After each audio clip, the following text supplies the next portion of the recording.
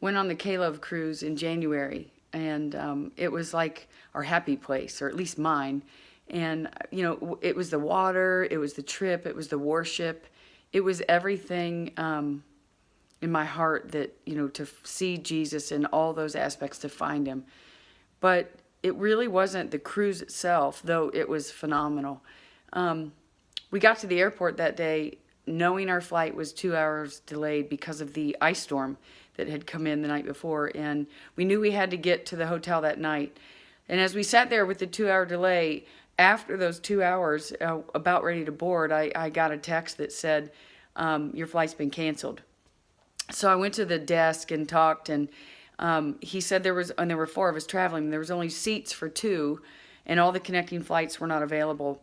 But there was one flight left, and it didn't leave for 5 more hours.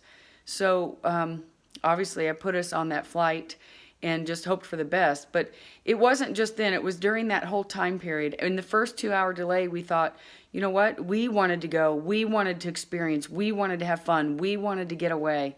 And God put us on a delay. And in that first delay, we each read the word, because we hadn't made time, being so early in the morning, to read the word yet. And then we prayed together. And then we thought we were good to go. And then that's when the flight was canceled, and we were moved to another flight 5 hours later. We sat in the same chairs for 5 hours, not venturing around, not walking around. And we just began to focus on God and on Christ. And 5 hours later, we realized that, man can plan his steps, but God directs them. And we literally, in those now 7 hours, and we know what 7 means in the Bible, number of completion. In those 7 hours, we realized that God had to get each of us to a place of truly surrender. Because we said at that point, Lord, if you want us to go on this trip, then you'll have to make a way.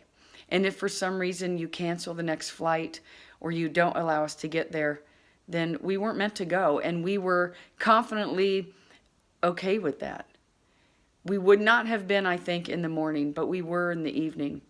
And, the rest is history. God put us on that flight. We got to the flight. We got to the hotel.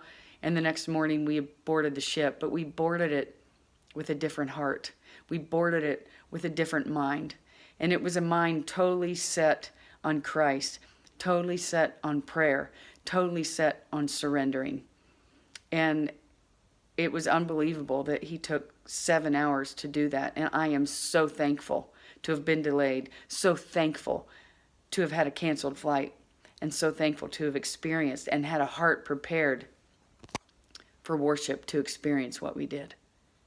So I guess the biggest thing for me, if I could leave you with anything, is, first of all, experience that cruise. It's phenomenal. But more than that, when we plan our steps, be sure that God's directing our way, and we're stepping out of the way with truly surrendered hearts and souls and minds ready to serve him. And no matter what he brings our way, stay surrendered, knowing that his way is best, and he knows. So thank you, K-Love Cruise, for that experience, but thank you, Jesus, for taking the time to prepare our hearts.